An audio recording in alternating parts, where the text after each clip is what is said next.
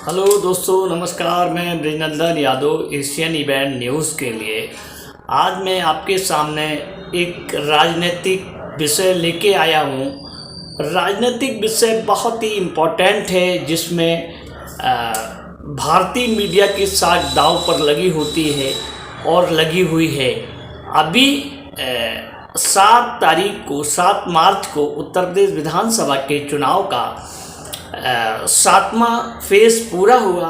उस फेज़ के पूरे होने के बाद इलेक्शन कमीशन ने 7वें फेज़ तक किसी भी चुनाव की टाइम कोई भी मीडिया का चैनल या कोई प्रिंट मीडिया हो या आपका सोशल मीडिया हो, कोई भी एग्जिट पोल पूर्वानुमानित लक्ष्य नहीं दिखा पाएगा कि किसको कितना सीटें मिल रहा है। जैसे ही आखिरी चरण का चुनाव पूरा होगा उस वक्त आप दिखा सकते हैं। तो जैसे ही 7 तारीख को चुनाव पूरा हुआ, उस 7 तारीख को चुनाव पूरा होने के बाद 6 बजे के बाद 1 घंटे के अंदर सो कॉल्ड गोदी मीडिया के जो बड़े संस्थान हैं, उन्होंने अपने आकाओं को खुश रखने के लिए एकदम ग्राउंड रिपोर्ट को जीरो करते हुए उन्होंने ये दिखाना शुरू कर दिया। 1 घंटे के अंदर पूरी दुनिया में उन्होंने भारतीय जनता पार्टी की दोबारा सरकार बनवा दी। बड़ा हास्यास्पद लगा, क्योंकि जो भारतीय जनता पार्टी के लोग चुनाव लड़ रहे थे उन्हें भी यकीन नहीं हुआ कि हमारी इतनी सीटें आ जाएंगी। लेकिन गोदी मीडिया ने ऐसा क्यों किया, इसका हम कारण जानने की कोशिश करेंगे। नंबर 1, गोदी मीडिया ने जो है एग्जिट पोल कैसे किए जाते, पूर्वानुमान कैसे लगाया जाता। अगर पूर्वानुमान लगाना है तो जो गोदी मीडिया के लिए काम करते हैं लोग, उनका और ये जो एजेंसियां काम करती हैं वो कहीं ना कहीं किसी न किसी रूप में सत्ता पक्ष से प्रभावित होती हैं, या कहीं ना कहीं वो पैसे से या पद से या लालच से प्रभावित होती हुई दिखाई देती हैं। मैं जिस विषय पर चर्चा कर रहा था, जिस पॉइंट पर चर्चा कर रहा था, एग्जिट पोल का मतलब ये होता है आप समाज के हर वर्ग से के पास जाएं, चाहे वो ग्रामीण क्षेत्र में हो चाहे वो शहरी क्षेत्र में हो। आप वहाँ जाके देखें कि किन किन लोगों से बात करें, लोगों का क्या रुझान है, चाहे वो गरीब गुरबा हो, चाहे वो मध्यम वर्गीय हो, चाहे वो उच्च वर्ग का आदमी हो। देखने में ये आया है कि ये जो एजेंसियां, चुनाव करने वाली एजेंसियां, जो एग्जिट पोल का बनाने वाली एजेंसियां हैं, इनका कहना है मैंने इतने हजार लोगों से बात किया, इतने लोगों से बात किया। देखने में ये आता है और सुनने में भी ये आता है कि ये देश जिस प्रदेश में कर रहे होते हैं उस प्रदेश के कुछ बड़े जिलों में चले जाते हैं, शहरी क्षेत्रों में चले जाते हैं और उन्हीं लोगों से बात करने की कोशिश करते हैं जो भाजपा के या तो समर्थक होते हैं या उनसे संबंधित बात करते हैं। ऐसा भी देखने में आया है, जहां कोई दूसरा या गरीब और कोई मुद्दों की बात करने लगता है, वहीं ये उससे अलग हो जाते हैं। और कभी भी मैं ये जानता हूँ अच्छी तरीके से, कभी भी किसी भी एजेंसी वाले ने ग्रामीण क्षेत्र में और उस चाहे SC ST OBC किसी भी वर्ग से बात करने की कोशिश नहीं की। सिर्फ इनके यहाँ सिर्फ उच्च और कुलीन वर्ग के जो वोकल होते हैं लोग, उनसे बात करना ये पसंद करते हैं। उनसे बात करने का मतलब है कि सीधा के सीधा वो उन्हीं की बात कहते हैं।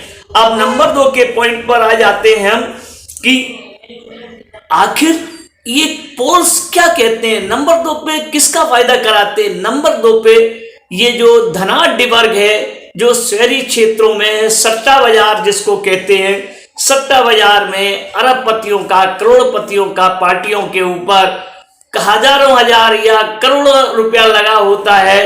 वो सट्टा बाजार के जो लोग होते हैं वो एग्जिट पोल के माध्यम से एकदम बाजार ऊपर चला जाता है, जिस पर वो उनको पता होता है हम किस पर पैसा लगाएंगे। जैसे ही ये सर्वे शुरू हो जाते हैं और वैसे ही मार्केट ऊपर जाता है तो वो उनको उससे लाभ हो जाता है। ये सेकंड नंबर पे है। ये धन कुबेरों के लिए पूर्वानुमान लगाए जाते हैं। अगर धन कुबेरों, क्योंकि वो पैसा लगाते हैं, यहाँ SC ST OBC वर्ग का कोई भी आदमी पैसा नहीं लगाता है, क्योंकि वो उस लेवल पे नहीं होता है। अब हम तीसरे नंबर पर बात करेंगे कि फॉर एग्जिट पोल में कि सबसे अधिक चीज कहां देखने में आई है। लास्ट पॉइंट आता है कि एग्जिट पोल है, तीसरे पॉइंट में यह देखने में आया है एग्जिट पोल के माध्यम से सरकार अधिकारी और सरकारी मशीनरियों पर दबाव बनाने की कोशिश कर रही है। ये उल्लेखनीय है यहाँ कि अभी 3-4 दिन पहले एक वीडियो वायरल होने लगा। छठे चरण के बाद एक वीडियो वायरल होने लगा था कि अयोध्या के DM अपना आवास का बोर्ड बदलवा रहे हैं। दूसरी तरफ उन्नाव के DM भी अपने झूले का रंग बदलवा रहे हैं। तीसरे पूर्व मुख्यमंत्री और सपा संस्थापक मुलायम सिंह यादव और अखिलेश यादव की 44 महीने से जो बंद पड़ी कोठियां, उनकी साफ सफाई होने लगी और उन लोगों के ड्रीम प्रोजेक्ट जो हैं वो जैसे गोमती रिवर फ्रंट है और जनेश्वर मिश्रा पार्क है, लोहिया पार्क है और क्या नाम है ये दूसरा ये आगरा लखनऊ एक्सप्रेस वे है, इसकी रखरखाव का भी काम शुरू हो गया। जबकि 44 महीने से इस पर चिड़िया नहीं सरकार की तरफ से आ रही थी, कोई ध्यान नहीं जा रहा था। ये साफ है कि सरकारी मशीनरी के में मैसेज चला गया कि ये विपक्ष की पार्टी जो है वो सत्ता में आने वाली है। जो अधिकारी और मशीनरी है हवा का रुख देख के काम किया करते हैं। जैसे ही सत्ता पक्ष को ये लगा, सत्ता पक्ष ने अयोध्या के DM को इस मामले में सस्पेंड किया है। अब जैसे ही सत्ता पक्ष को लगा और 7वें चरण के चुनाव के बाद जैसे ही 1 घंटे के बाद ही उन्हें ये लगा कि अगर हमने अधिकारियों और सरकारी मशीनरी पर दबाव नहीं बनाया तो ये हमारे लिए काम नहीं करेंगे। अगर हमारे लिए ये थोड़ा बहुत भी, क्योंकि सत्ता में वो इतने वर्ष रहे तो उन्होंने अपने लोगों को अपनी मशीनरी बनाई है और कुछ उनकी मशीनरी के लोग खुलेआम धांधली करते दिखाई दे रहे हैं। अब सत्ता के लिए अभी सत्ता पाने के लिए पार्टियां कुछ भी करने के लिए तैयार रहती। उनका एक ये मानसिक दबाव बनाया जाए जिससे विपक्ष के लोग हतोत्साहित हो जाएं और मतगणना के वक्त वो ढीले रहें, जिससे हम आसानी से अपने मकसद में पूरे हो सके। लेकिन ऐसा दिखाई दे रहा विपक्ष जो है वो बहुत मजबूती से खड़ा हुआ है। अभी आज की खबर है कि वाराणसी में और आपके सोनभद्र में और बरेली में EVM मशीनें पकड़ी गई। वाराणसी में तो DCM एक पूरा का पूरा पकड़ा गया, जिसे विपक्ष के नेताओं ने सवाल उठाया है आखिर ये किस लिए हैं और किस लिए कहां मशीनें जा रही थी, क्या प्रयोजन था, क्या मकसद था उसका। उस सरकारी स्तर पर सरकारी भाषा होती है कि जांच होगी और ये होगा, वो कह के अपना पल्ला झाड़ लिया जाता है।